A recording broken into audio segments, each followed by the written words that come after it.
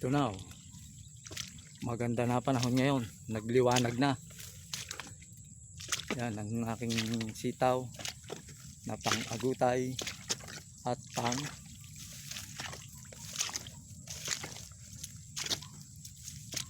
ano yan, mga panggulay. Itong aking palay. Oh. Ang palay ko na inalagaan. Magtatatlong buwan na yan. Malapit na. Konti na lang ang pag-aantay. Ang aking palay. Sana Saint Bart, tulungan mo ko. Oh.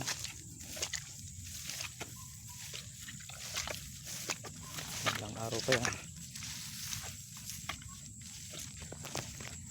Sana hindi na umulan, hindi na magkatubig. May tubig pa eh oh. Natayin ba mo ng plapel?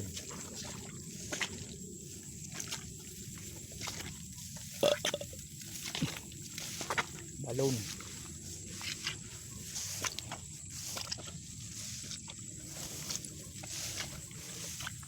Ang aking mga pinaghirapan malapit na. Malapit na.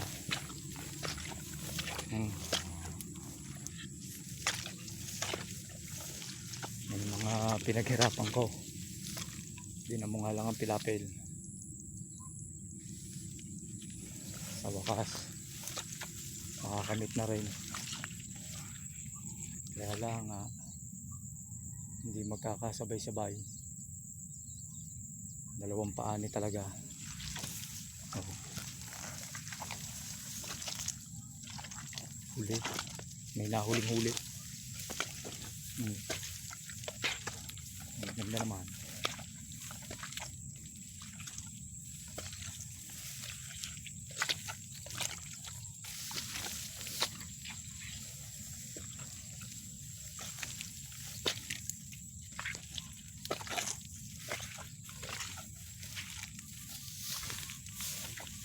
Magkano kaya mga kaparmers ang presyohan ngayon ng palay? Sana maganda naman ang abutin.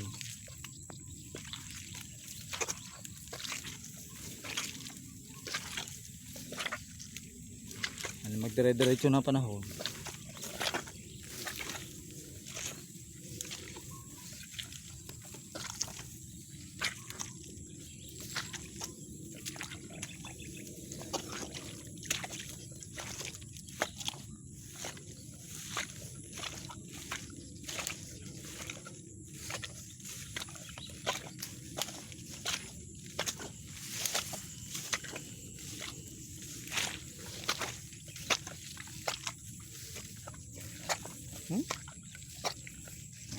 Adew.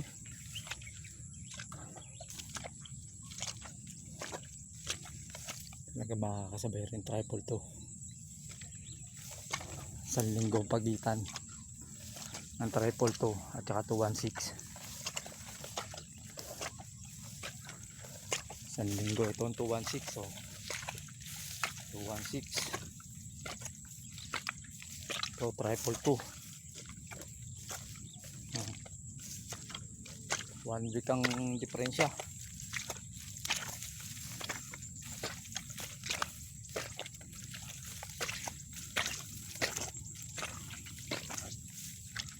Pero maganda naman oh. Maganda naman ang tripod to. Oh. Oh, inuubo na yung matanda.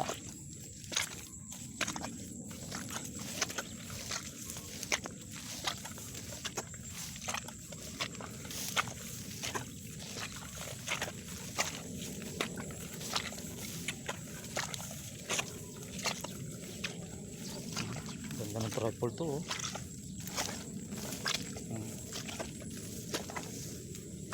Tripod 2 216 oh. Yan, tripod 2 ang kawal.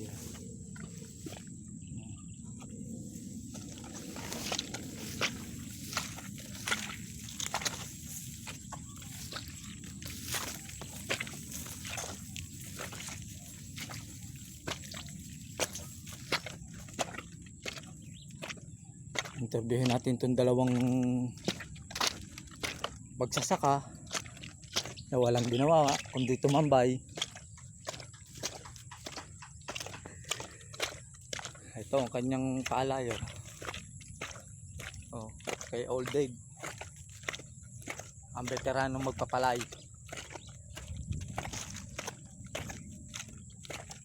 Oh, kaya bayabas din yan eh. Oh. Dito malapit na tayo sa kanyang pinagmamalaking kubo. I-interviewin natin ng konti. Ito, yan ang may-ari ng palayang ito. Pinakamaganda yan sa lahat. Oh, bayabas kasi, basta mga bayabas ang may-ari, ganyan ang kinalalabasan ng palay. Wala pa yung isang bayabas pa. Oh, wala pa yung isang bayabas. Lalo na pag yun ang nakita nyo. Oh, hanggang dito na lang tayo. Ito ang kanyang kubo. Oh. Ayan oh. Magpapalambot ka mo. Magpapalambot. Ayun oh, nagluluto oh. Magpapalambot ng tubig.